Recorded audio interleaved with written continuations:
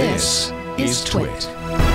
Qualcomm forces Apple to stop selling the iPhone 7 and 8 in Germany.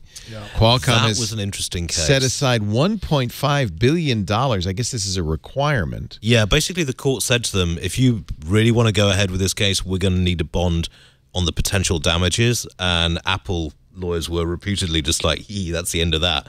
And then Qualcomm said, there you go. Here's your $1.5 billion. In other words, Apple 10 sales are through the roof in Germany. Well, you'd hope at least. Well, yeah, because the 7 and 8, is that a big deal? In fact, I think they've even started to remove them from the stores in the U.S. as well.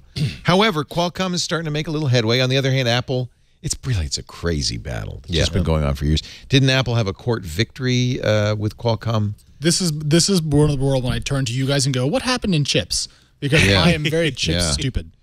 I mean, it all comes down to modem and licensing revenues, and both sides feel that they've been ripped off by the other side, and it's up to the courts to work out. Some of the lawyers will get fat, someone will get about $400–500 million payout, and we'll go back to business as usual. But it's interesting to see that Qualcomm's market is how many people it's pissing off, an Apple getting into bed with Intel, and Apple's going to be making its own radios. So. They're going to stop putting those chips in. So it's a problem that's going to go away eventually in terms of the relationship. But they're going to fight all the way through the divorce. Right. Yes. So this is what I was trying to remember. The FTC is now suing Qualcomm because and this all comes down. It basically underscores Apple's position, which is that Qualcomm has patents, but they're not licensing them as fair patents at a fair price, and reasonable price. So the FTC agrees, and they are going to court. They'll be facing Judge Lucy Koh once again. Oh my gosh, the infamous, the notorious. Yeah, she seems to get all of those. The notorious cases. Koh. That sounds like a very bad rap band. But the notorious KOH, we call her. Yes. Yeah. Yes, we do. Anyway, so that's a little. I mean, at least a moral victory for Apple, if not an actual victory. So this fight just is endless. But ultimately, that's what it comes down to: is that Qualcomm has all these patents.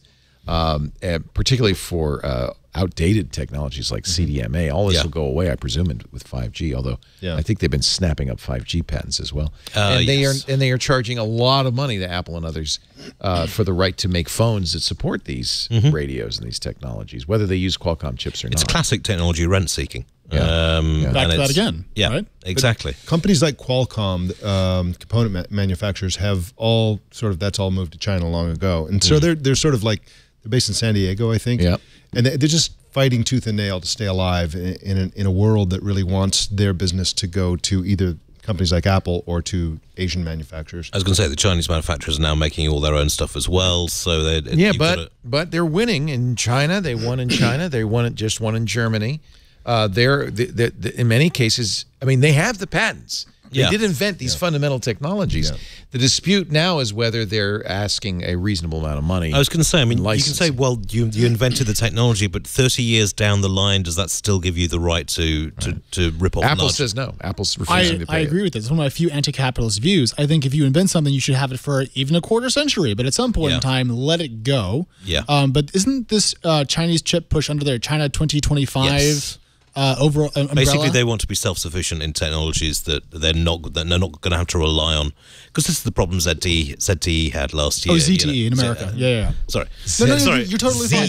I'm just translating for you from Welsh. ZTE. Yeah. Welsh. That's Welsh for ZTE. It is pronounced Z. I was just trying to be rude. He's from Derbyshire, apparently. Derbyshire. Yep. So, but yeah, I mean, they do want to be self-sufficient, and they will be. And I mean, I was talking to an old Intel hand, and back when Intel started shifting production out there, they were just like, yeah, we know they're going to rip off our technology, but, we'll keep the good stuff outside China and just use China for the volume stuff. This all falls back to me into the kind of the bifurcation of the tech world into like closed systems and open systems at the country level. China has their own internet. They want their own chips. They want their own IP. They have their own internet giants, et cetera, et cetera, et cetera. They're kind of building a nation state of technology that we in the West increasingly don't want to interface with or can't due to security concerns. And I don't think it's healthy long term. I think technology thrives on big open markets, and I don't think this is going to be to the long term credit of the Chinese economy. That's my macro view.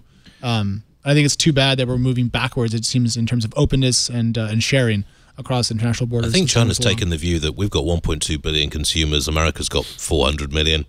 We're fine. You know, it's America that's in trouble over this one.